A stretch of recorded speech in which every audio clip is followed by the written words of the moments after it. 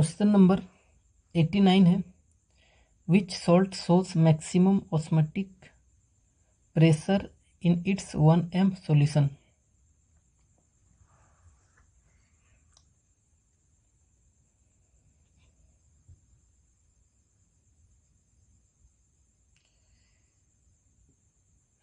तो देखिए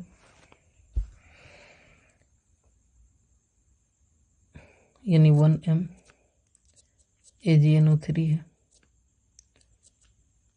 1m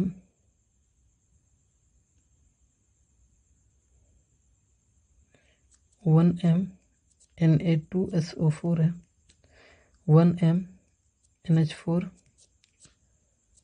3PO4 है और 1m MgCl2 है। तो देखिए इस क्वेश्चन में हम कंसेप्ट क्या अप्लाई करेंगे। कंसेप्ट सबसे पहले देखते हैं क्या अप्लाई करेंगे।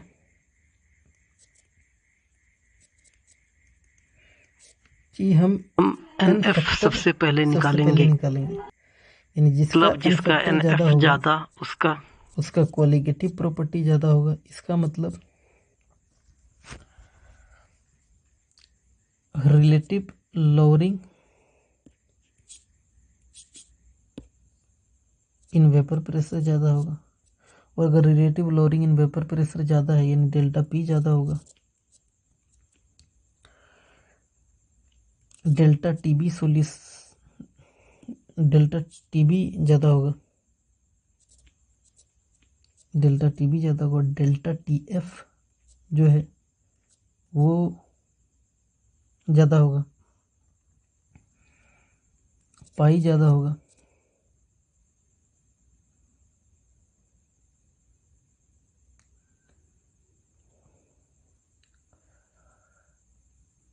और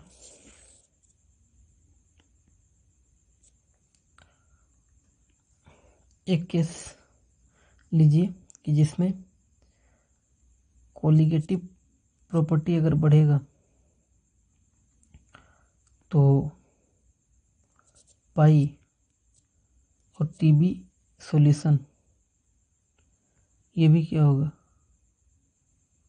ये भी बढ़ेगा, ये दोनों भी बढ़ेंगे। यानी ये जो होंगे अकॉर्डिंग टू कोलिगेटिव प्रॉपर्टी होंगे। लेकिन अगर सीपी बढ़ेगा मतलब NF बढ़ेगा तो पीएस डेल्टा पी में जो P0A माइनस पीएस होता है, यानी ये पीएस ये और टीएफ ये घटेगा। कॉन्सेप्ट समझ में आएगा। अगर एन फाइनल बढ़ेगा तो कोलिगेटिव प्रॉपर्टी बढ़ेगा, यानी relative lowering in vapour pressure बढ़ेगा, डेल्टा पी बढ़ेगा, डेल्टा टीबी बढ़ेगा, डेल्टा टीएफ बढ़ेगा और पाई बढ़ेगा। दो केस देख लीजिए और एक्स्ट्रा कि पाई और टीबी सॉल्यूशन बढ़ेगा जब कोलिगेटिव प्रॉपर्टी या फिर एन बढ़ेगा, तब पाई और TB boiling point of solution बढ़ेगा। लेकिन अगर कोलिगेटिव प्रॉपर्टी या फिर एन फैक्टर बढ़ रहा है तो पीएस और टीएफ वो घटेगा। यानी ये क्या होगा, अपोजिट टू कोलिगेटिव प्रॉपर्टी इनका ऑर्डर होगा। तो देखिए ये कंसेप्ट का यूज करेंगे। आपको मैक्सिमम ऑस्मोटिक प्रेशर निकालना है। मैक्सिमम ऑस्मोटिक प्रेशर यानी NF जिसका मैक्सिमम होगा उसी का मैक्सिमम ऑस्मोटिक प्रेशर हो जाएगा।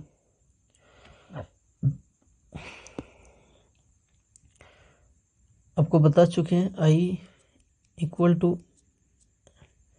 NF/NI होता है। तो NF के लिए क्या लिख सकते हैं, I इंटू NI, या फिर ऐसे लिख लीजिए NI इंटू I कर सकते हैं। देखिए एक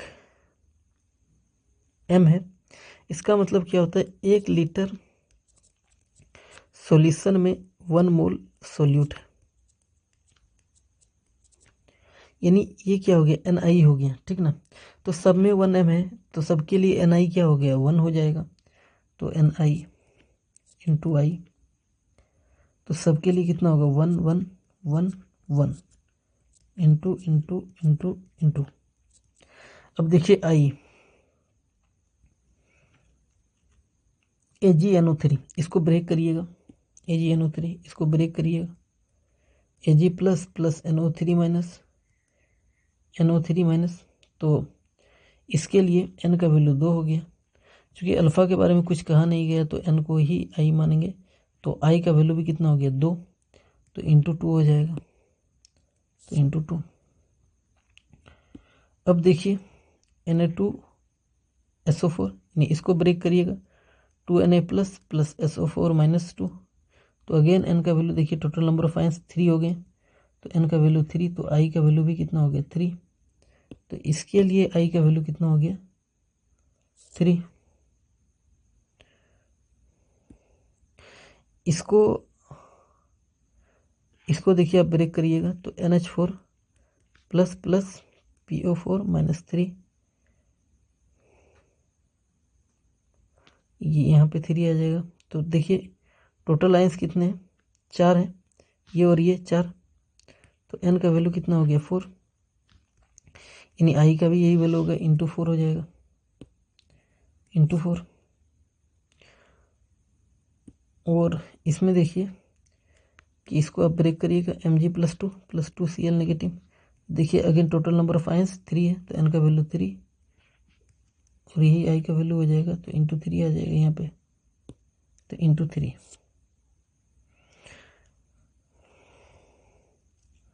तो यहाँ पे देखिए, तो Ni तो सब में सेम है, मतलब जिसका i ज़्यादा उसका n NF फैक्टर ज़्यादा, ज़्यादा, उसका Cp ज़्यादा, कोलिगेटिव प्रॉपर्टी ज़्यादा, और उसका पाई भी ज़्यादा, और पाई हमको निकालने बोला है।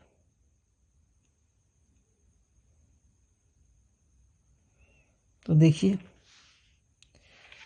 इसका i maximum N F maximum, इसका मतलब कोलिगेटिव प्रॉपर्टी मैक्सिमम, इसका मतलब पाई भी क्या होगा, मैक्सिमम, और आपको मैक्सिमम ही पूछा है, तो थर्ड सही हो जाएगा,